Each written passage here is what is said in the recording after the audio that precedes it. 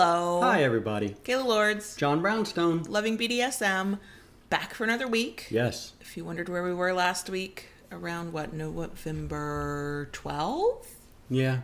Yeah, we didn't record. No. We were sick. We were both sick. We're still a little sick. We shared germs. We did. We share everything, including germs. Yes. Which seems appropriate for this week's topic. Mm-hmm. So, we talk a lot about our separate roles as dominant and submissive. Right. But this week, we're going to focus on working together as dominant and submissive. I know he's confused, even though we talk about this, and he went, "Oh, okay." So my thought was teamwork. Yes. But I'm not a sports person, and teamwork makes me think of group projects in school, and I hated those. So I'm also going with partnership. Oh, okay. That works too. I think it's one of those things that you kind of know that's, of course, if you're in a DS relationship, it's a partnership. But I want to talk a little bit more about that outside of the kinky fuckery. Okay. So that's what we're going to do this week. So let's get into the show. Okay. The other announcements, big announcements, much less wordy than the first initial announcement. Do we need a drum roll? Oh, no, we don't do sound effects here. No. We do still have the Lodbrok giveaway going on. Yes. 2 winners will receive a foot pillory, a paddle, and a flogger that are fucking amazing. Like, the craftsmanship of these toys is amazing. It's good stuff. Is good stuff. It's so good. And they still have their Bad Santa Christmas sale going on where you can save 50% off. Wow. When I looked at it, it looked like the whole store, but I know it's also while supplies last. So whatever they have in stock, once it's gone, and you're not going to be able to get that. So 50% off, you better act quick, because... Pretty much. And this is investment kink kind of stuff. This is the good stuff. This isn't the stuff that, and we've all done it, that you buy that's kind of cheap from like a sex toy shop. This is the real deal. This is handcrafted, like really good stuff. So if you don't have any cash and you would rather try to win it, then make sure you enter our giveaway. It's running the entire month of November. 2 winners will be selected, and those winners can be located anywhere in North America or Europe. So if you are in neither of those places, then go check out the sale. But yeah, so that's going on.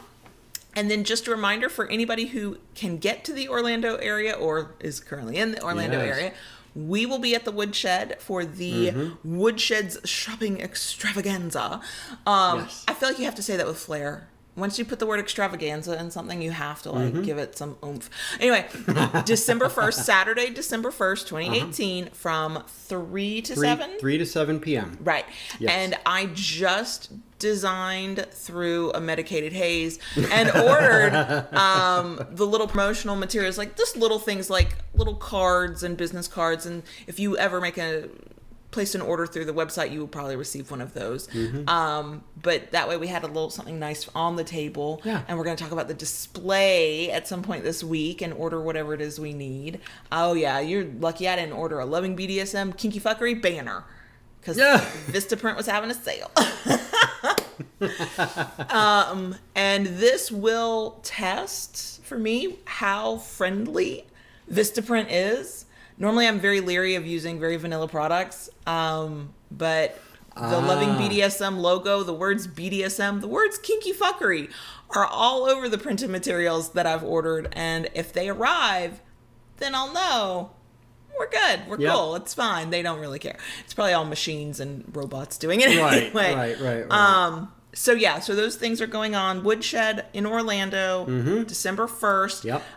We know one of our personal friends is going. She's like, I have cleared my schedule. Yeah. I will be there. We know of at least one listener who would like to go, but has apparently other plans. So we will miss you if you're not able to get there. But if you're out there and you would, like to do some kinky fuckery shopping, or just come say hi. There's no requirement you spend money, and it's free to get in, and you don't have to be a member. Right. So if you've been curious about the Woodshed, if you're in that part of Florida, this is a good way to kind of take a peek. Exactly. So that's pretty much it. Yeah. That's the announcement. Okay. Okay. That wasn't bad. No, that wasn't bad. Okay. I've totally done worse before. Yeah. And will again. I think that's accurate. I'm sure you will. So, it's pretty much guaranteed. And again, I'm okay with that. So this week's topic probably sounds pretty, obvious. Mm-hmm. But I really don't think we think of these things like this very often.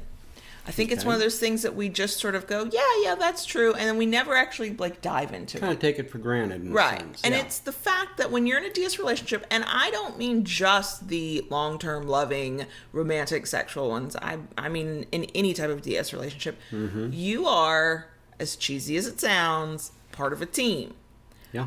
And I think that gets not thought about as much as maybe we could think about it, because we really focus on our roles. When you're the dominant, you're focusing on either what you can do for your submissive or what you want your submissive to do for you. And as a submissive, I know from personal experience, I'm not just thinking about what I'm supposed to do. I'm thinking about how I can do more for you personally, John Brownstone. I'm thinking about what more I need to do, what more I can offer. Am I doing a good job? Am I being the best submissive I can be?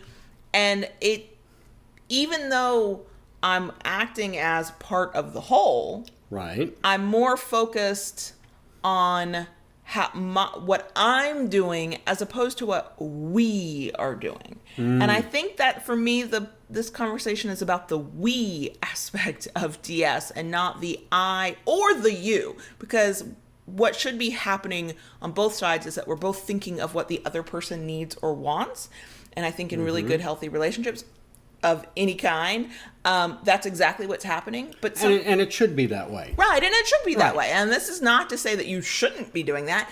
It's to add another layer to the larger picture of what are we doing together. Because I think this comes up in a million and one different ways, and we don't even think about it. Some are small, some are big. It's just been on my mind this week because we went to the doctor together, and we pushed each other to take our medicine, and we looked at each other and said, we can't do any of the things we want to do if we're sick and we're miserable. That's correct. And it wasn't about John Brownstone dumbing me into going to a doctor, or me doing tough love and going, Daddy, I really need you to go to the doctor. It was something that we did for each other and the whole and ourselves individually. And it was a nice little package of teamwork.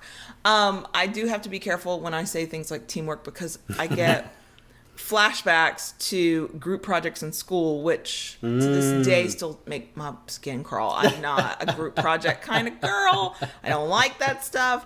The 13-year-old comes home almost every day and is like, oh, we did a group project. And I'm like, that sounds awful. That sounds so awful. He loves it. He's the kid who thinks it's fine. He's an ambivert. Yes, he is. He has his introvert tendencies, but he's definitely got extrovert tendencies, and the group project thing is clearly it. But I like that you and I are a team, that we work together, that we are, even there are times we still get it wrong or we're not quite perfect. We're trying to be a good partnership. It's made me think of a well-oiled machine. Try to form a more perfect union. That's where my brain went. And I think it is a process. I think it's a process from new relationships into established relationships. I think established relationships fall into the taking each other for granted and not really thinking about these things. Most often because you get comfortable and you know what to expect from the other one. And maybe you don't think you have to say something, or that both of you are on the same page about what both of you want. And it's very easy in any kind of relationship for that to get really misunderstood and confused. To get wonky. So I think if we're more conscientious about the fact that this is a team effort, we are trying to build something that is us together, then it is easier in those moments when life gets in the way, or when we very naturally are a little bit more selfish than we might, like to be, that we can go that, wait, this is what we're supposed to be doing for us, not just for me, or not just for them. And I think it's a wonderful thing when you're in such a good relationship that you do care more about the other person than yourself. I have done that from a submissive standpoint. I've done that just from a loving standpoint. You have done that. I've seen you sort of run yourself ragged trying to make sure that I'm okay. And I'm getting more and more to the point that while caring about ourselves and the other as individuals is very important, we are, we are only as strong as your weakest link. I got cliches for days, y'all. And so if one of us is struggling, it brings both of us down. So I think that more often than not, it's better to think about what's good for us and not just what's good for me or what's good for my partner over there. I think a good point to make in that is that, our strength is also our weakness. That's true. Okay? Because we have a relationship that we feed off of each other. Mm-hmm. And when we are at our best, we fly. Yeah. Okay? There isn't anything that we can't accomplish. If one of us is off in any way, it also knocks the other off.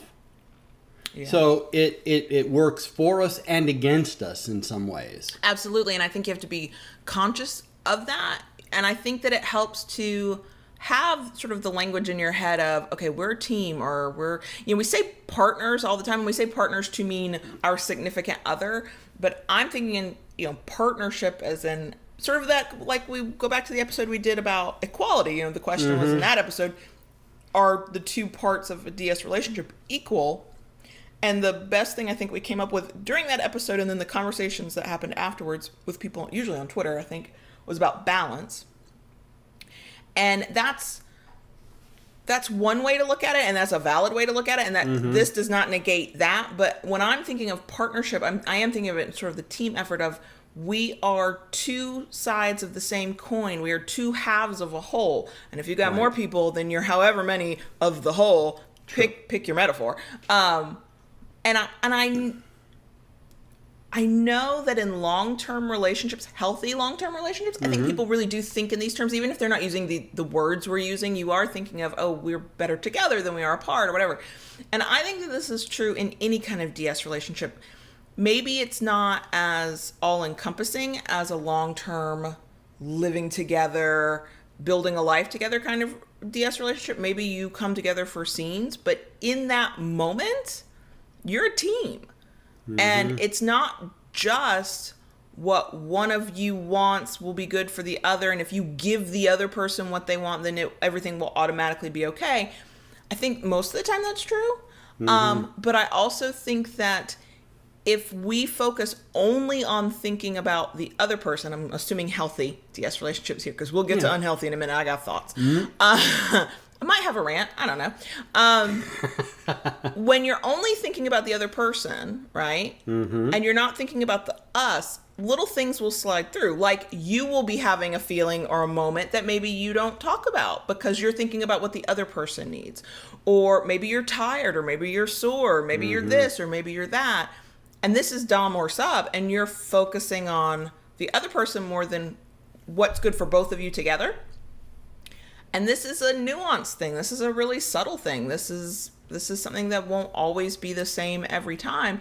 But in that moment, in your scene, or when you come together in that DS pairing in whatever way that works for you, it's important to think of the other person. It's important to think of yourself. It's also important to think of you as a whole unit. Right. That's the word, a whole unit. I knew unit. Just if I just kept talking, eventually the right word would come to me.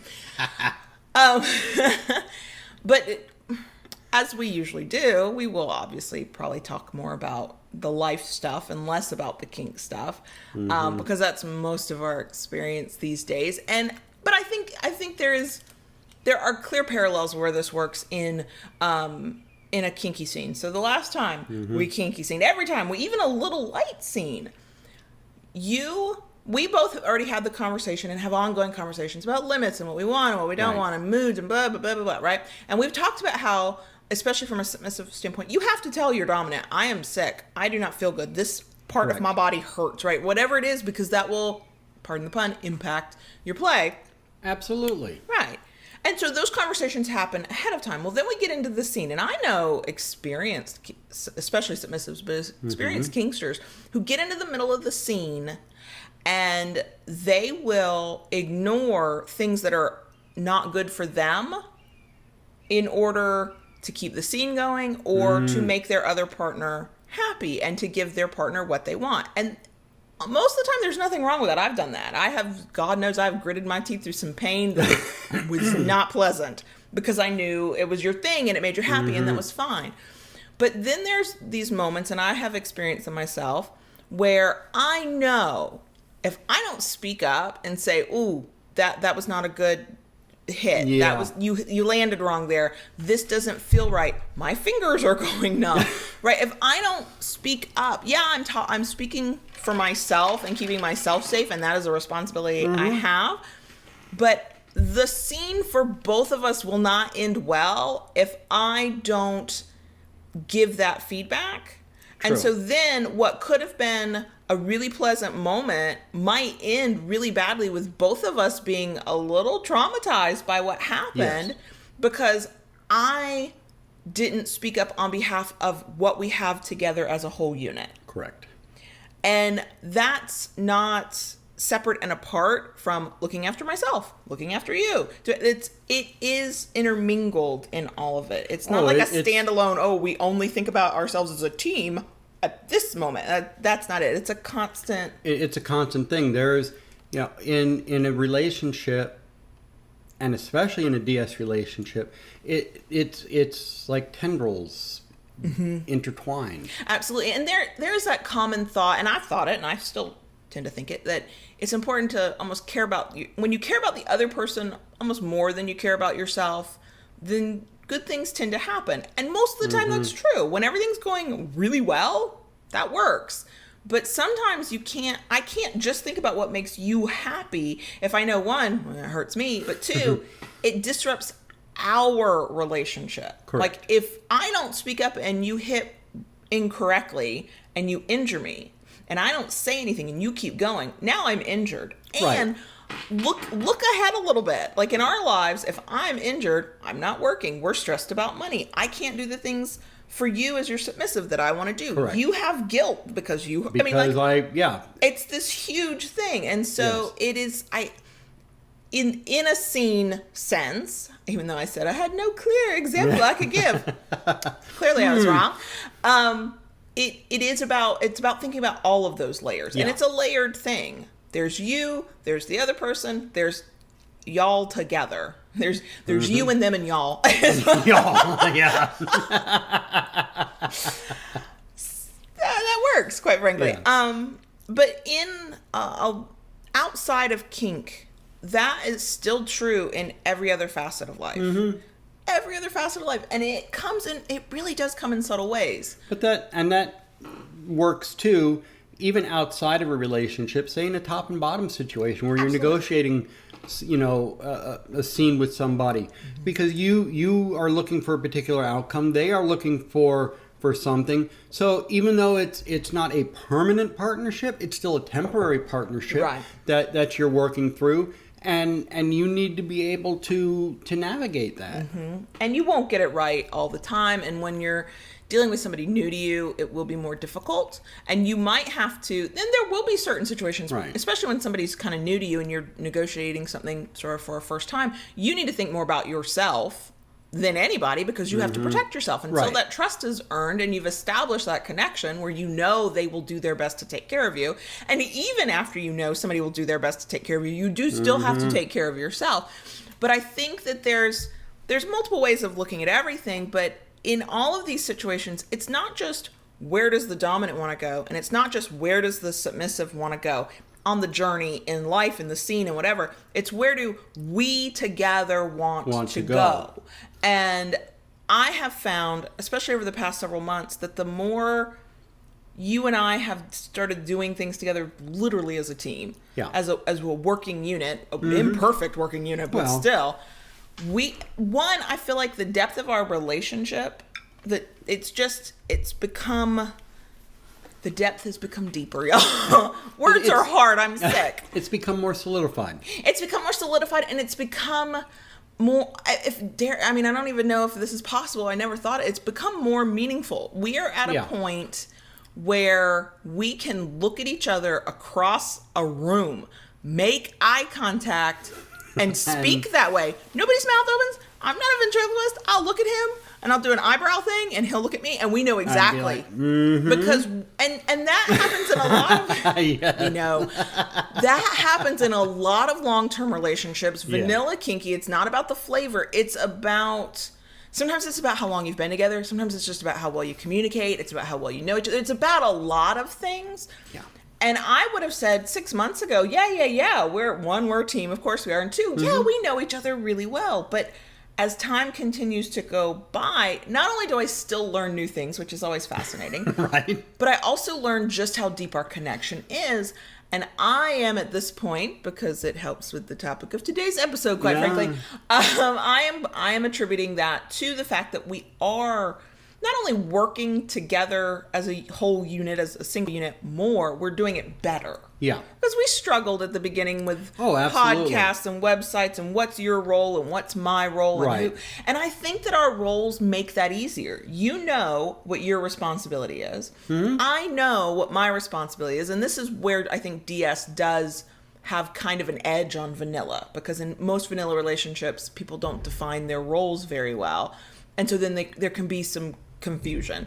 But in DS, we have very defined roles. I know what I'm supposed to do. You know what you're supposed to do. I know what I want to do for you and what, in my mind, it means to serve you beyond the explicit things you tell me to do. Mm-hmm. You have the same, your counterpart feeling of taking care of you. Absolutely. Right. And so we're each acting within our roles, but then we have managed to, thankfully, add the layer of, and what's not just good for him or her, what's good for us. Right. Right. And sometimes you make decisions that you don't love in the name of what's good for us. Like squeezing Flonase up your nose for the first time in my life. I'm 39. I've just now squeezed medicine up my nose. I had a baby girl temper tantrum. It was kind of funny from my point of view. But I was also reminded, do you want to get better? That's right. And I want to get better for me. Of course I want to get better for me. I want to get better for him. I want to get better for us. I want to get better for the family. So I was like, fuck, fine. So just... Well, I mean, that was fun. That was my decision, too, in not hesitating to want to go to the doctor either. I know, because normally you will not. Normally I don't, but, I told her, and this is how I explained it to her. I said, look, when we started on the intermittent fasting and keto, right? Once I got over that initial, I can't think of the word, giving up the carbs and pasta that I love and bread and sugar, I had formed a mental clarity that I have not had in a long time. When I got sick, that mental clarity went away. Yeah, for me too. Right? Even for you, you noticed it. You noticed it too, and I did not like that. Mm-mm. I did not like that at all. Now, granted, all those years from eating the way I did and everything, I did not have a center of what it meant to have that clarity. Sure. Okay. But now that I do... Right. And that brings me back to a point of when I've very aggressively taken care of my physical health. I'm like you. I typically don't go to a doctor. You tough it out. Mm-hmm. It'll go away eventually or you'll just limp. Like you just... Yeah. That might be generational. I know that was the way I was raised. Like my dad went to the doctor. He had chronic health problems. He had no choice but to go to the doctor. But for other things that weren't the worst thing ever, that was the mark of, is it as bad as that? No, suck it up and keep going. Yeah. And so we don't necessarily go to the doctor as often as we should. We don't take care of our health. And early 2018, I aggressively went, no, I will not live in this pain anymore. And part of it was I work for myself. There are no sick days. If you don't take care of your health, you can't work. And that is true. But it was also, if I can't function, then we are not doing the things we want to do, and I'm not my best submissive self. We don't have the DS life that we want. And so again, it's never like a black or white thing of, oh, well, you're either thinking of yourself as a team, as a unit, or you're thinking of, yourself or your partner's best interest. It's all wrapped up together.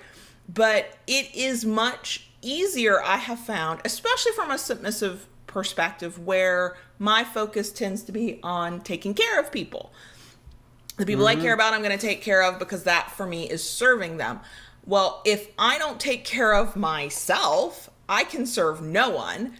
And me being sort of down for the count because of something that I could prevent, that there was something I could do something about, doesn't help us together as a relationship either. No. And so, that's why when I talk to people who talk about maybe their mental health, or they do have, they should go to the doctor, they are sick, they've got, those conversations I have with people, it's like, I do that. Have you thought about what this is doing for your relationship? Have you thought about, your partner and what they're going through?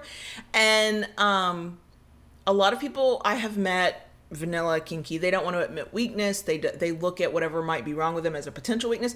I mean, we're not talking about very real issues of cost. Medical care in the United States ain't cheap, ain't easy. No. And some people can't get the care that they need because of cost. That is all very true. But when you have the resources, you have the opportunity, and you don't take it, you aren't just hurting yourself, which you are definitely doing. You're not just making your partner worry, which you are definitely doing. You are also hurting the unit of your relationship. Not that one of you will stop loving the other, but it's very hard to grow and move forward. And move forward when you're stuck in oh my God, I feel miserable every day, and something hurts, or something, something's not quite right. And when you have the options to deal with them, and they aren't, hopefully, knock on wood, permanent, and it's something that can be solved, then you solve it. And then illness is just one example. It can be anything. Is it that miserable job that you don't quit because you are like, well, all jobs are like, no, all jobs are not alike. All bosses are like, no, all bosses are not alike. And you stay there, and you stay in this misery, even though you know that when you come home, you're miserable, and it affects how you talk to your partner, and it affects how you think, and it affects what you want to do. And like that, these aren't easy decisions to make, and they're complex. There's a massive complexity to them. So it is not as simple as going, you know what, this is really bad for our team here on Team Kinky Pants. I'm just gonna go I'm just gonna go quit my job. Kinky Pants, I like that. I want a shirt that says Team Kinky Pants. Except on Team Kinky Pants, we don't wear pants. That's true. Except when the camera's on. So we're recording. Sure about that? You're wearing pants. So, I recognize that none of this is simple, but I think that that's why I think it's important for it to be the thread of the conversation that you have, whether it's in your own head or it's a conversation you're having with your partner, because it can sometimes be easier to make a tough decision when you think about what's good for your partner in that sort of selfless way, but also what's good for y'all together. What is it that you want to do that you can't do, and what's standing in the way? Is it health? Is it a job you hate? Is it where you live? And no big choices they are easy sometimes, but they are not simple. So there's a lot of details that go into them, but sometimes it's easier to make a difficult decision when you think of it in those terms. Yeah. And to do the scary thing that will hopefully improve your life and improve your relationship and make you more of a good working unit together and give you more of the life that you want. And if that helps people move forward because they're like, oh no, we're doing this for us. And that a little bit it spreads the responsibility around. So from a dominant perspective, you feel responsible for me. Absolutely. Health, care, well-being, blah, blah, blah. Sure. Well, guess what? As a submissive, I feel responsible for you. It's my job to fucking take care of you and to make sure you got everything you need and that you're the happiest little dominant ever. And and here's what happens when we do that. We put a lot of pressure on ourselves. Yeah. There is a lot of pressure to be the best dominant I can be for this submissive. And then there's the pressure to be the best possible submissive so that our dominant is happy. And there's not that much wrong with that pressure until it gets into toxic areas and it gets bad for you. I mean, there's something to be said for that. We get to probably do a whole episode on that. But I have found when I'm thinking of we, not you, not me, but we, it is easier to make those more difficult decisions. Yeah. And the pressure, it spreads the pressure a little bit. It's not just the pressure on me. It's not even just the pressure on you. It's us together. And then we're sort of, metaphorically speaking, linking arm in arm to face it together. Whatever it might be. Yeah. Regardless, you have certain things that as an individual, you still have to take care of for you. Right, absolutely. Okay? I have those same things too. There are certain things that I need to do as an individual that nurture me.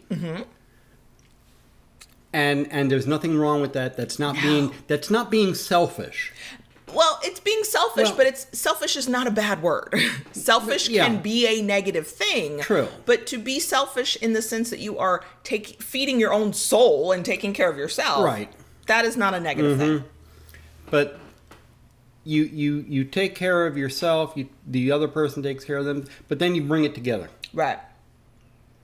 It's emerging, but you have to. It's all part of a big mess. Yeah. Yeah. There is nothing. It's simple to me to think about in this specific situation. We worked as a team, right? But in every situation, it's not that simple. That's why it's not something that you can, I think, universally go, yeah, well, what's best for us as a team? There will be times you do what's best for the other person. Right. Or you have the team choices that you do what's best for you because that makes the team stronger. Makes your relationship stronger. That makes what you're trying to build together stronger. And I think that's the other part of this sort of team analogy thing. I'm not, you notice I'm not doing sports teams because I don't know shit about sports and I'll fuck that up. So I'm sure somebody out there who knows sports could totally do like thing, and I'm not okay. But so when you think of it as a team, it's a matter of, and I'm going back to group work in school. That just shows what kind of nerd I am. What are you trying to accomplish? What's the goal, right? And the goal is a moving target.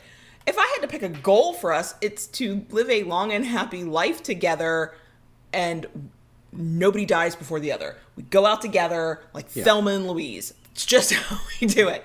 But that's like a really big squishy goal. What does that mean? So if you're thinking of your own relationship in terms of, are we a team? Are we a solid unit? Are we getting to that point? That's not a magical thing. I think it's something that happens over time.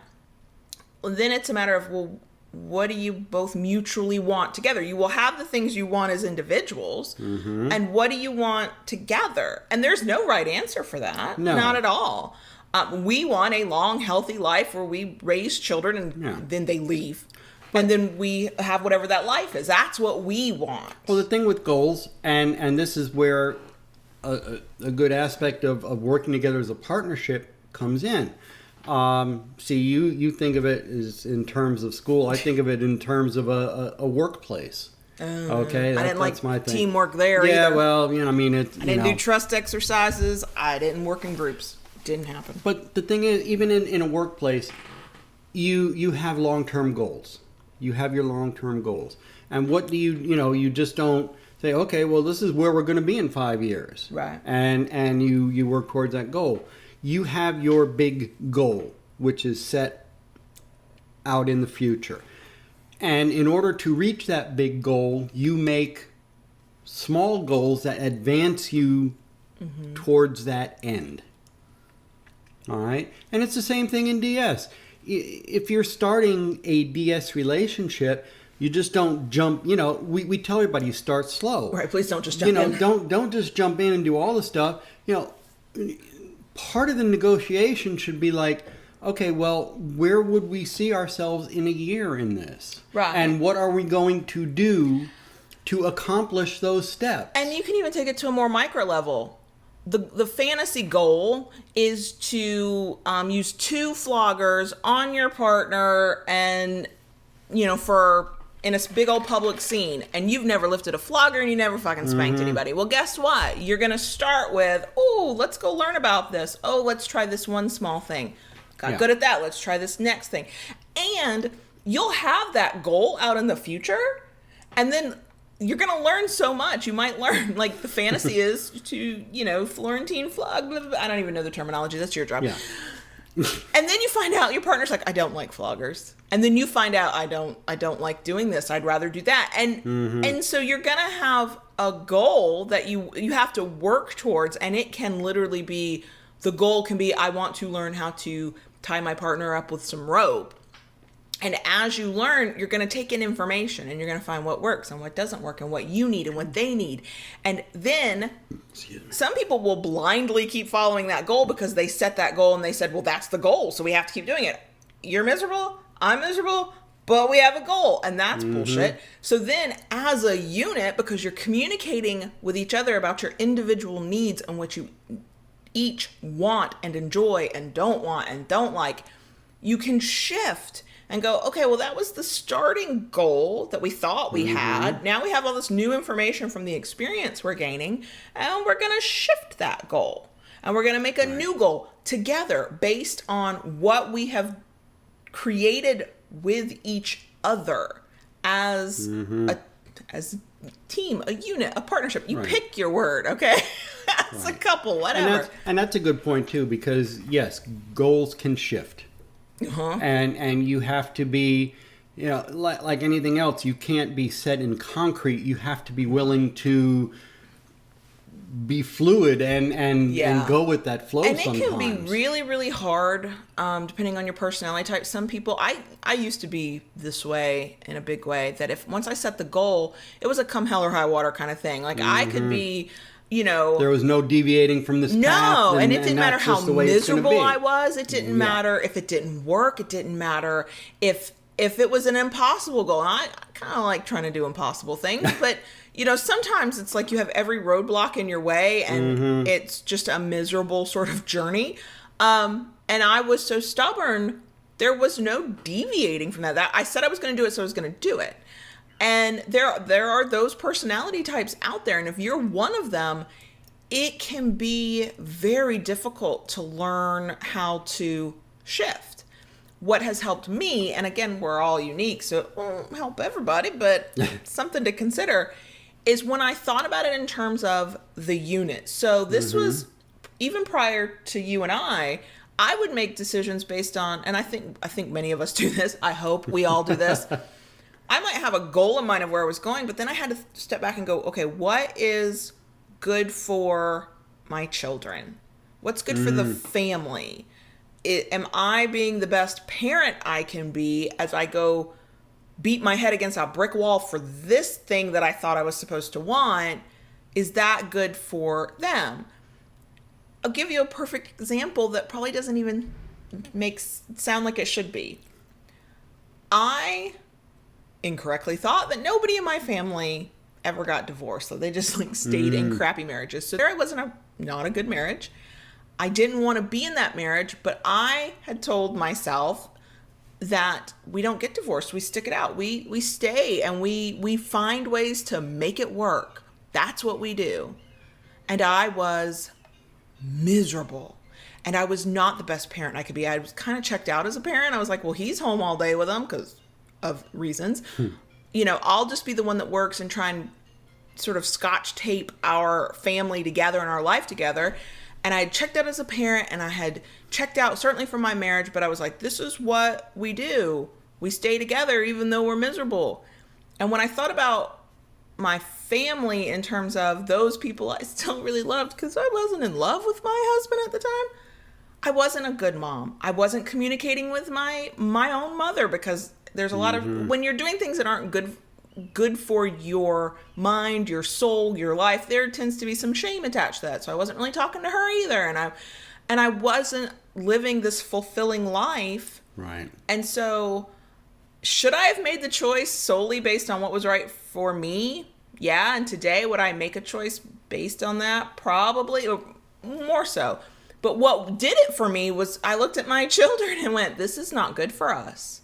They would be better off with two parents who aren't screaming at one another all the time, but live in separate homes. And yeah, as hard as that life can be, that's what they would be better off with. They'd be better off with at least one parent who is happy and centered and, you know, is living a fulfilling life, so that then there is the energy to be a good mom to them. And that doesn't sound like something that sounds like breaking up the team. And that is where I think back to, is the person you're trying to be on your team good for your team? Like sometimes you're trying to build a team and the other person isn't, and they are in it for themselves. And that in a DS sense is predatory dominance. Yeah. Those are the dominants who say, I can do whatever I want. You can't. Or you'll say, well, these are my limits. And they'll say, you don't have limits. They're in it for themselves in a really scary, dangerous way. And sometimes in a more subtle way. Sometimes it's, you know, they say all the right things until you kind of go, we have a problem. I need to talk about something. And then that sort of insidious, oh no, it's what I want because I'm in charge, kind of starts coming out. And, you know, there are other tendencies that can go along with that. Gaslighting and just other forms of emotional abuse. So it doesn't always sound like you're building a team when you bust a team, but what you have to, and that's to the outsider who didn't understand my marriage, that's what it looked like. I was breaking up our family. Well, I was breaking up something that wasn't put together in a solid way, that was never going to get any better, that was held together with twine and scotch tape and a lot of hope. And that was it. And that wasn't enough. And now that I know what it's like to be a part of a solid relationship where it's certainly by no means perfect, but it is damn good, I just think, how the hell did I do that for so long? And why did I do that for so long?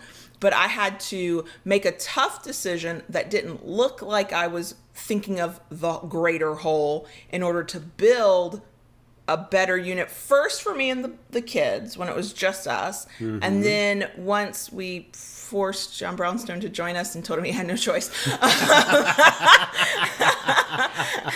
And then we built that new one. So sometimes you can make it depends on your situation, your personality, and who you are, but sometimes you can make a really difficult decision that you might not make for yourself because you're telling yourself a story about who you are and what you do and why you do things. But when you think about the unit you're trying to take care of or you're trying to build and who else is in your life that you need to look after, and we are all looking after each other in some way. And quite frankly, if more of us in the world would, in a non-judgy way, try to look after each other, the world would be a better place. But, you know, sometimes it's easier to make those difficult decisions if you can think about yourself a little less and the group a little more. And sometimes, it will look like you are breaking the partnership or breaking the unit. But what you're doing is actually building something more solid and better and stable. And that does, like we just talked about, I am thinking about those types of air quote doms who think it's all their way and that they get what they want and the submissive is just there to serve. And if, you know, we give, I think every time we talk about these kinds of things, we give all these ways that if you're in that situation, you can tell things aren't right. Well, here's another one, okay? If you're thinking of this idea of, oh, well, what are we going to build? And then your partner is only talking about themselves and they do not care what you want, what you need, what you like, what your hopes are, what your dreams are. It's all about them. And they have no desire to change that or to listen. You're not building a team. You're not. You're building a situation where you are being used and you are potentially being manipulated. And if you can safely get out as soon as you can. If you cannot safely do it, then do what you need to do to keep yourself safe. But that's not a good situation. That is not something that will end well. That it just won't. Because eventually, and sometimes not eventually, sometimes very quickly, what they want will butt up directly against what you want or what you're willing to give or what you're capable of doing. And that's when really bad things happen. Yeah. Especially if, one of the biggest things with any partnership is being willing to compromise. Yes. Everybody does not get their own way all the time. Not even dominance. That's right. You have to be willing to give and take. Yep. And part of it is with compromise, there's a lot of reasons we compromise. There's a lot of ways we compromise. Mm-hmm. But in relationships, I have found that sometimes I don't want to give up what I want. Of course we don't. We have those moments where but I really want that. What helps me personally, take this and use it if it helps you, is when I think of the other person. Is when I think of, okay, I want this thing, but what does that mean for John Brownstone? What does that mean for our relationship? What does that mean for our family? And for me, that is almost always the easiest. I say that it's hard to do, but I've been compromising my whole fucking life. And now what's funny is because I have been quite spoiled as the baby girl that I am, I actually get very testy about it now. I'm like, well, I gave up this for all of y'all. What's going to happen now? That's not a good look. It's no, it's not. It's the bad kind of selfish. And it does breed resentment. And that is when communication has to kick into high drive. Right. Exactly. Wow. Overdrive. Words are really hard this week. So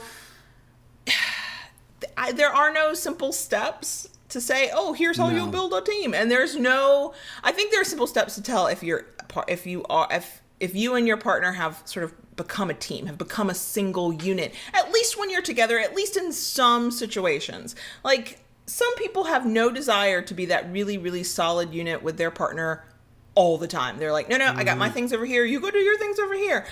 And it's funny because we have our individual things. Yeah. And I think part of it is because we're 24/7, and part of it is because we are so enmeshed in each other's lives. We can and we will go off and do our own thing, but we're looking back at each other going, are you sure? Are you sure?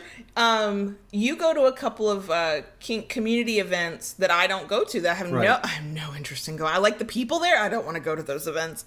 And I'll send him off. I'm like, go, have a good time. And he's like, are you sure? We're cool, right? I'm like, go, I got shit to do. And then when he's gone, I'm like, oh, I miss him so much. I wish I had gone.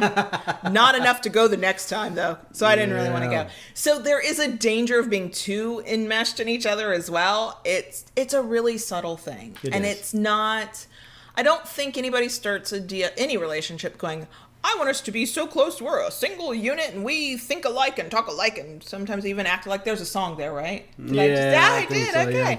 Yeah. That was for the older listeners / viewers who would get that reference.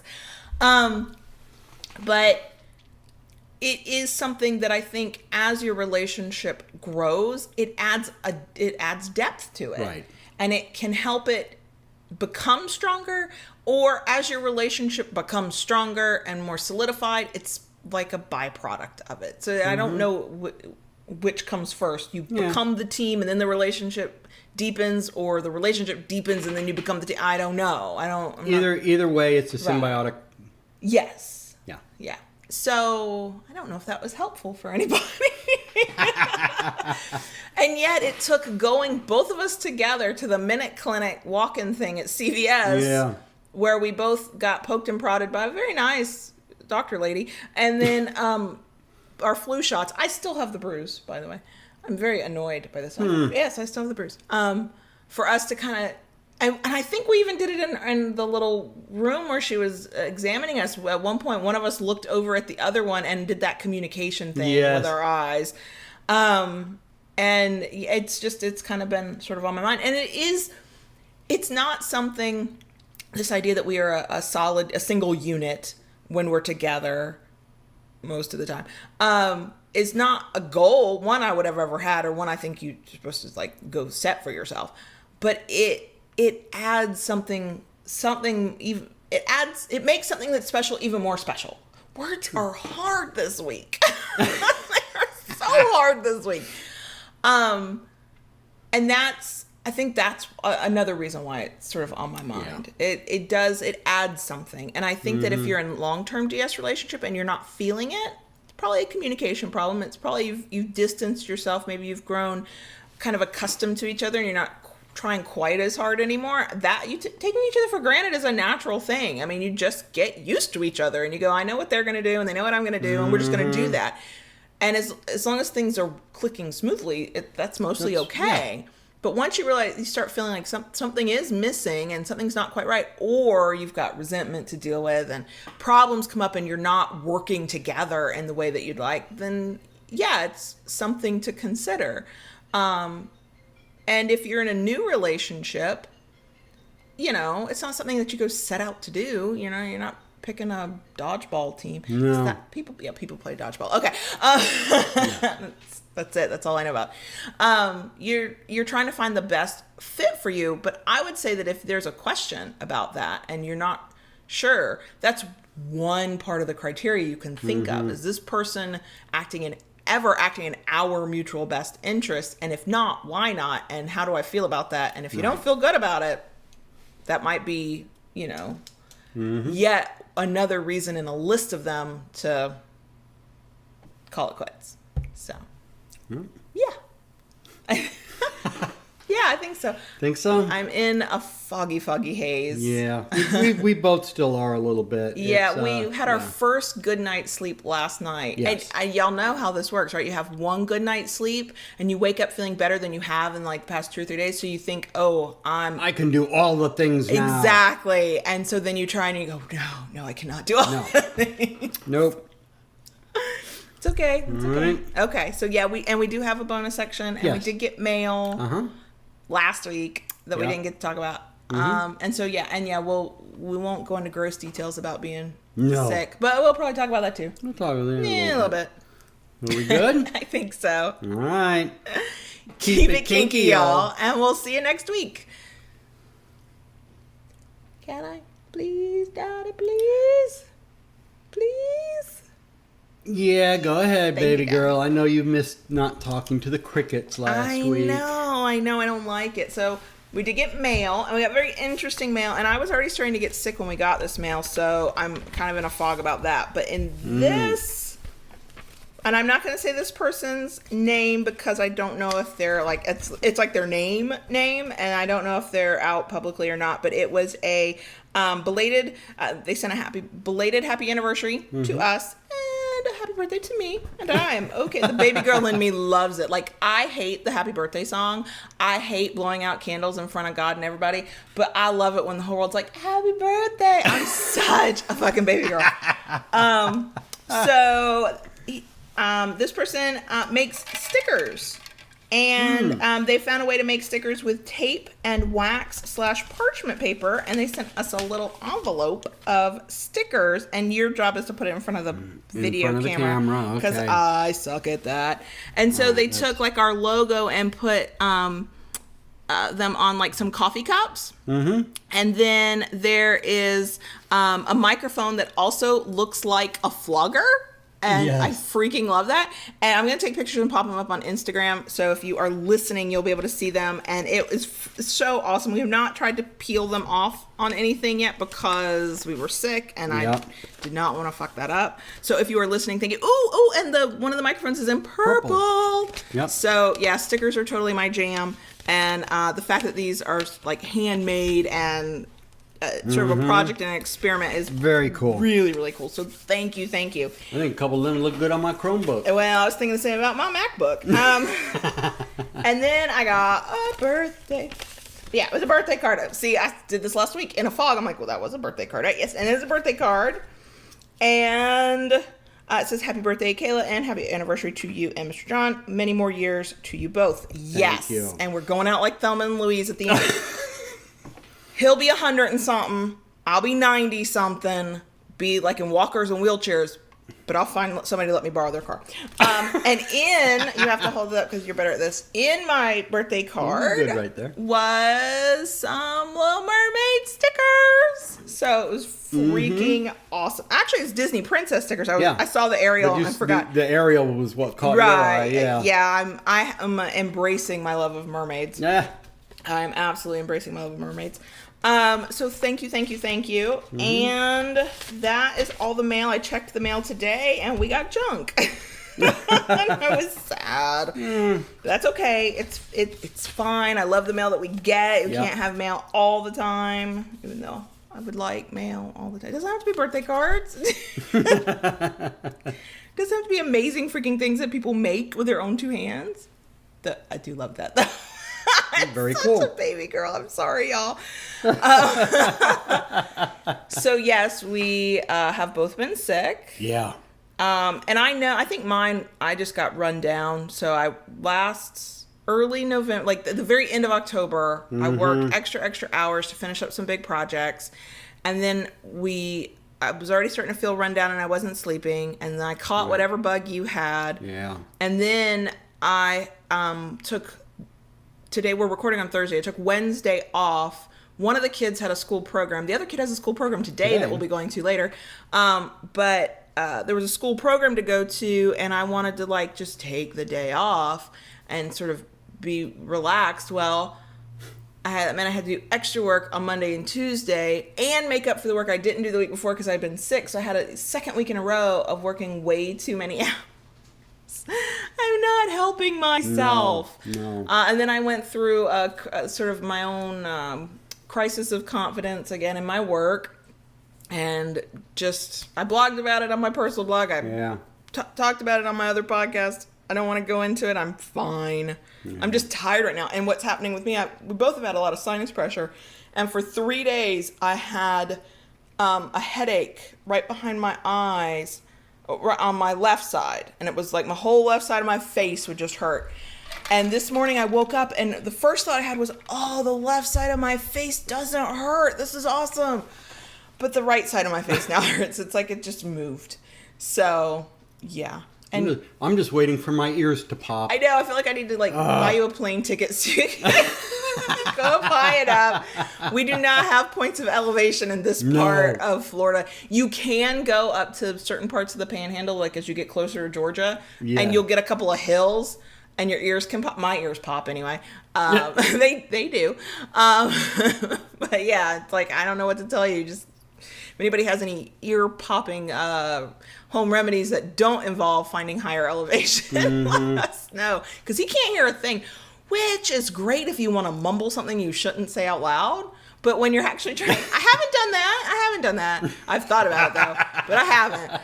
But when you're trying to have an actual conversation, like a serious conversation, it's not been, makes it a little difficult. It's not been easy. Well, I think for me, I don't know if because I was sick a couple weeks ago. You were so sick. And I slept I crashed into bed for 3 days, and I wonder if I really had gotten over it, if I had just gotten better to a point, and then it kind of I relapsed. And that's why I told the doctor when she was telling us, here, y'all I'm going to prescribe this, I'm going to prescribe that, and I said, well, he was sick totally ratted him out. He was sick a few weeks ago and did not come in, and I just and she said, okay, so this nasal spray stuff, oh god, that's awful.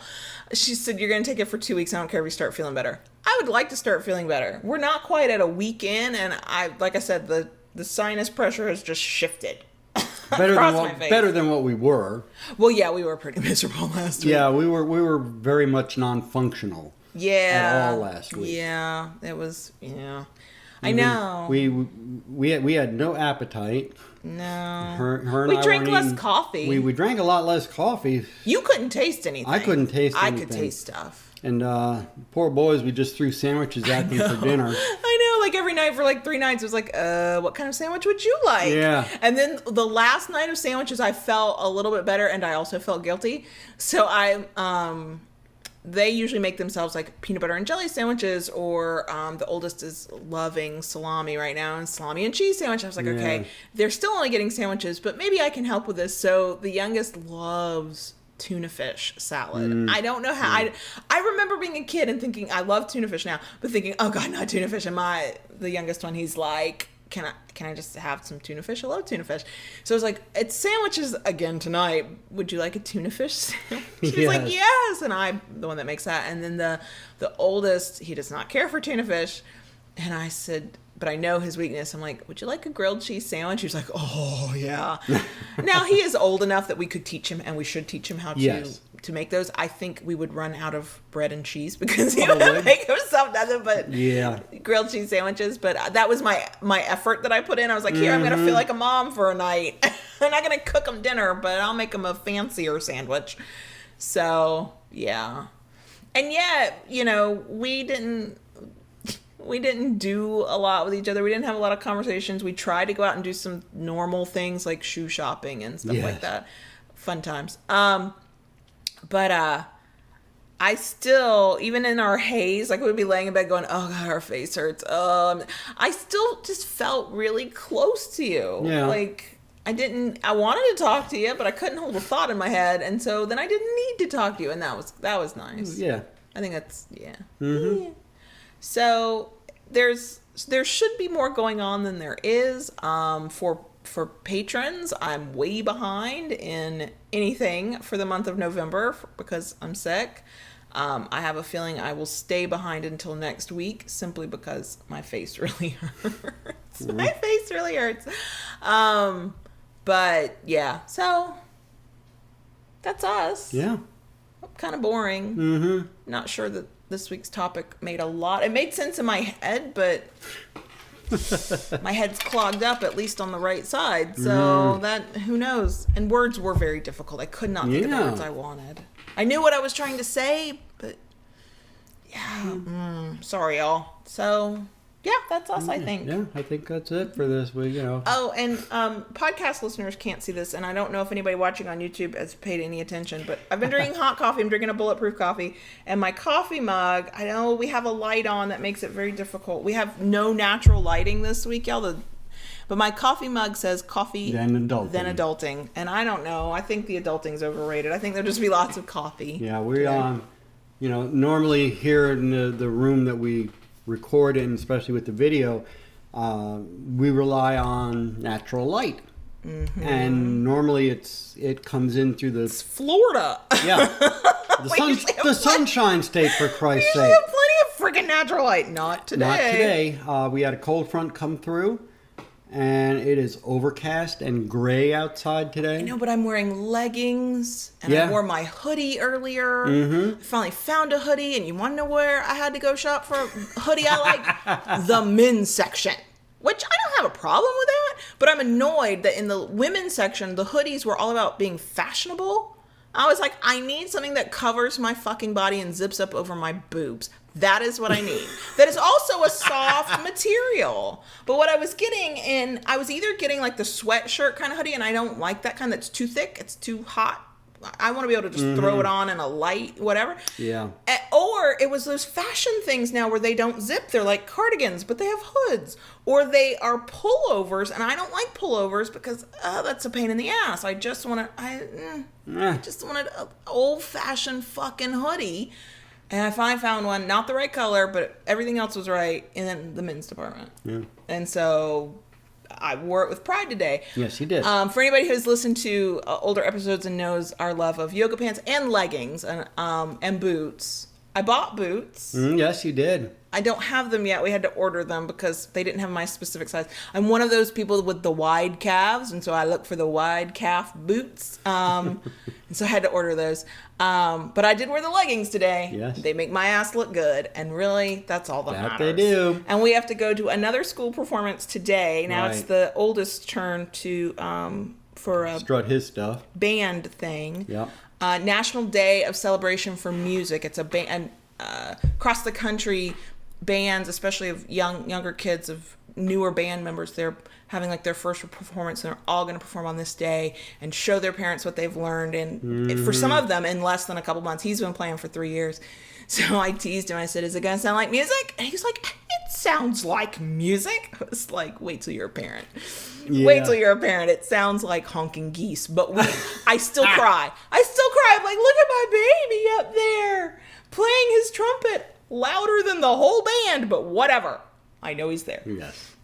Just like I cried when the little one sang his song about how children will change the world at their international festival thing yesterday. An international feast. Well, it was a feast, but there was a Yeah. festival first, and they did this song where they're all third graders, and these little kids are passing this globe around, and then they're linking arms and they're holding their hands up and they're singing about how children just want to play and they're going to change the world and they just want to be friends with everybody, and I was like, oh my God, the world's a dumpster fire. This is what I needed, and I sobbed, and he saw me from stage because that was a whole thing. I'm not getting into that now.